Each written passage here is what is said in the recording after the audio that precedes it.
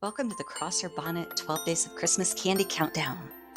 As the holiday season approaches, we're thrilled to share a special tradition with you. If you're a member of our immediate family, you'll find a Christmas candy advent calendar box in front of you. Inside, you'll discover 12 small containers, each numbered from 1 to 12. These containers hold a delightful surprise, one of your relative's favorite Christmas candies. Each day, for the next 12 days, you'll open a container, savor a piece of candy, and tune into this YouTube channel to learn about the relative who cherished that particular treat. Cindy and I hope you enjoy this Christmas gift in the brief history of the Crosser Bonnet lineage. If you're tuning in and you're not a member of the family, my wish for you is that this festive season be filled with joy and sweet memories. Happy holidays!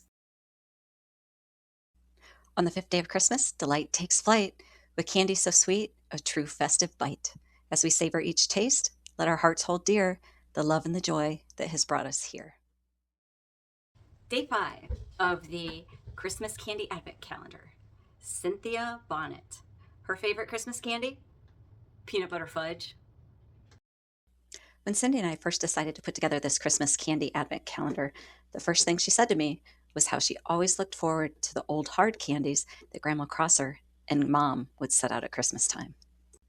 Cindy was born on Tuesday, November 14th, 1961, in Defiance, Ohio. She was born at 11:30 p.m. The headline in the local newspaper, the Crescent News, was that the Miller brothers of Archbold were the low bidder on the construction of the first leg of the proposed U.S. Route 24 bypass in Defiance County. If you're familiar with Defiance, you know that now U.S. Route 24 is the major transportation artery into town. Cindy grew up around her 4 cousins, Uncle Wayne and Aunt Ruby's 4 boys. Here's a picture of all of them with Grandma Crosser. Can you imagine how long it took to snap that picture while trying to keep them all still and looking at the camera? This picture was probably taken around 1964.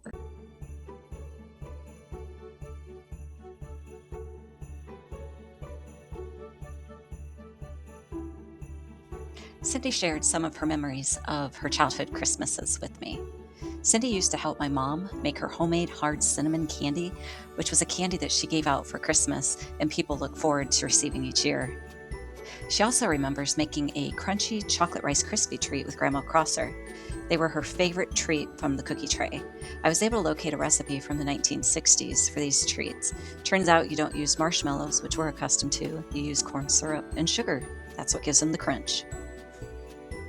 Cindy was the pianist for our Christmas caroling sessions. She remembers how Mom and Aunt Ruby loved to sing at Christmas get-togethers. Here's the piano that she would play, and I believe we still have the original piano carol book in that piano bench. Time marched forward and Cindy's family grew.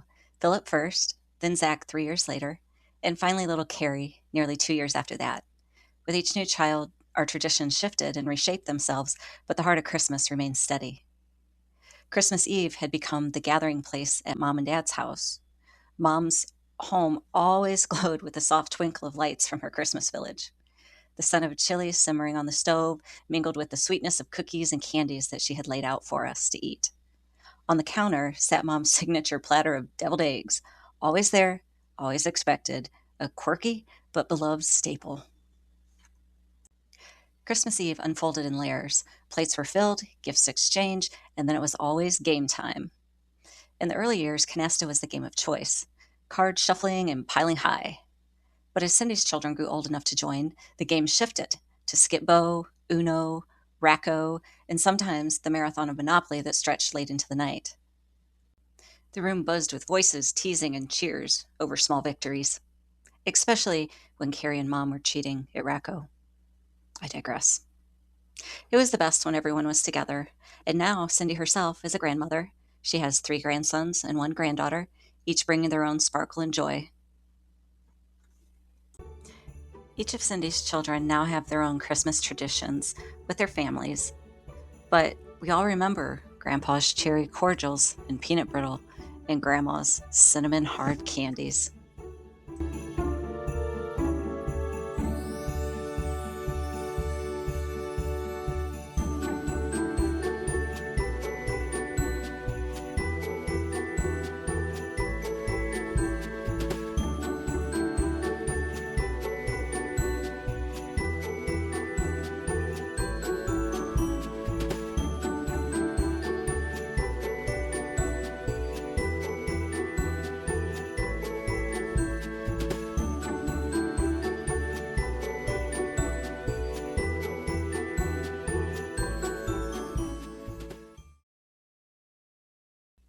On the sixth day of Christmas, our excitement surely shows with peanut brittle candy that tickles all our toes. Each day a joy, a memory that warms us as it grows. Day 6 of the Christmas candy advent calendar. Tom Easley and his favorite Christmas candy? Peanut brittle. Tom and Cindy first crossed paths in high school, but it wasn't until years later that their story truly began. Fate brought them together again at Zach and JT's middle school football games. From those bleachers to today, they've shared 25 years side by side. Tom is the proud father of JT and Olivia, both now grown with families of their own. His greatest joy is being grandpa to 5 lively grandchildren, each one a source of laughter and love. For his entire career, Tom dedicated himself to the Defiance City Water Department.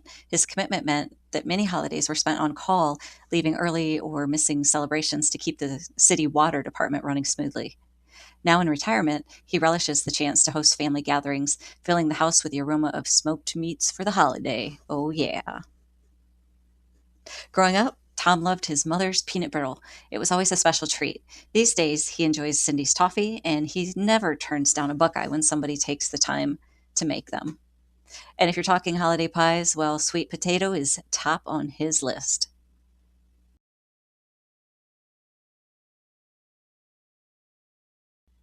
Tom recalls the Sears Christmas wish list catalog, which quickly held many dog-eared pages used to identify the pages with the cool toys. If you aren't familiar with the Sears Wishlist catalog, this catalog was published from 1933 to 2011 and was the original Amazon. 1960s, children could hardly wait for the official start of the Christmas season. That was the day the Christmas catalogs arrived in the mailbox. Once they arrived from Sears, it was open season on circling the toys we hoped Santa would bring. Kids and adults alike eagerly leafed through the pages of the toys, clothing, and other gifts offered within, making their wish list before passing the catalog on to another family member. It's here, the new Sears Wish Book, and oh, what a wish book! Over 600 pages, some with gifts your family's never gotten before. Gifts they'll really be glad to open, gifts that are fun and lovable, and unexpected. And this catalog was marketing genius. Look at the way the jackets are displayed on the page, the colors, the graphics. I mean, who doesn't want one of those? The Sears Wish Book was an annual Christmas catalog that started as the 1933 Sears Christmas Book. It became the official Wish Book in 1968. In the 1970s through 1990s, the Wish Book became a cultural phenomenon.